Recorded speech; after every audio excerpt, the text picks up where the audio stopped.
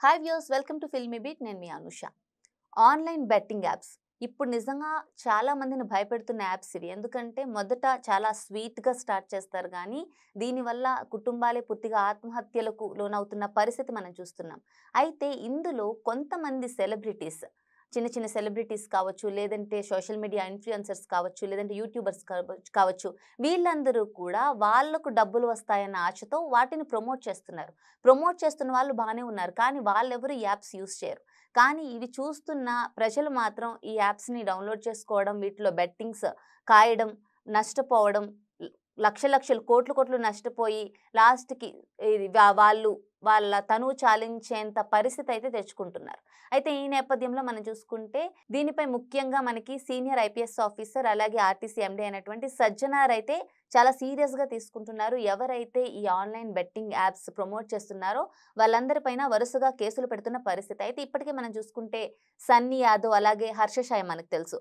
ఆయన వాళ్ళిద్దరు కూడా యూట్యూబర్స్. వీళ్ళ మీద కేసులు నమోదయ్యాయి. అలాగే కొంతమంది ఇన్ఫ్లుయెన్సర్స్ పైన కూడా కేసులు నమోదయ్యాయి. అయితే చాలా మంది మీద ఇప్పటివరకు కేసులు నమోదు అవ్వలేదు.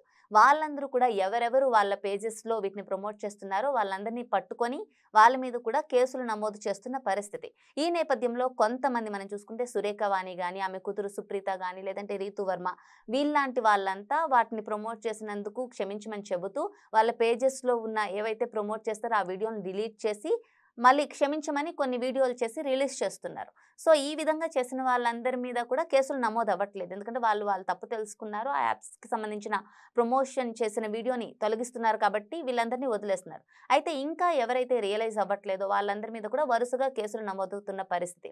అయితే ఈ నేపథ్యంలో మనకు తెలుసు, నా అన్వేషణ అన్వేష్ ఆయన ఎటువంటి బెట్టింగ్ యాప్స్ కాదు, ఎటువంటి ప్రోడక్ట్ని కూడా ప్రమోట్ చేయరు. ఆయన వ్లాగ్స్ మాత్రమే ఆయన చేస్తూ ఉంటాడు.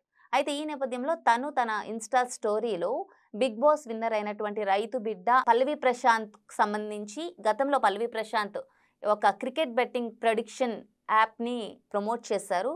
అది ఆల్రెడీ పల్లవి ప్రశాంత్ పేజ్‌లో ఉంది. దాన్ని స్టోరీగా పెట్టి ఇలా బిగ్ బాస్ విన్నర్ రైతు బిడ్డ అని చెప్పి అందరూ బిగ్ బాస్ విన్నర్‌ని చేశారు ఈ వ్యక్తిని. కానీ ఈ వ్యక్తి ఇలాంటి బెట్టింగ్ యాప్స్‌ని ప్రమోట్ చేసి యువతను తప్పుదోవ పట్టిస్తున్నారని చెప్పి ఆయన ఒక స్టోరీ అయితే పెట్టడం జరిగింది. మరి దీనిపై ఖచ్చితంగా పోలీసులు చర్యలు తీసుకునే అవకాశాలున్నాయి. ఇంకా త్వరలో పల్లవి ప్రశాంత్‌పై కేసు అయితే నమోదయ్యే ఛాన్సెస్ ఉన్నాయని తెలుస్తోంది. ఇప్పటికైనా ఎవరైతే యూట్యూబర్స్ కానీ, ఇన్ఫ్లుయెన్సర్స్ కానీ, లేదంటే చిన్న చిన్న సెలబ్రిటీస్ కానీ వీళ్ళంతా కూడా ఇలాంటి యాప్స్ ప్రమోట్ చేయకుండా ఆల్రెడీ ప్రమోట్ చేసుంటే అప్పుడు తెలియదు కాబట్టి ఇప్పటికైనా వాటిని వాళ్ళ పేజెస్ నుంచి తొలగిస్తే మంచిదని చెప్పి పోలీసులు ఇప్పటికే కోరుతున్నారు. మరి దీనిపై పల్లవి ప్రశాంత్‌పై ఏమైనా కేసు నమోదవుతుందా లేదా అనేది చూడాల్సింది.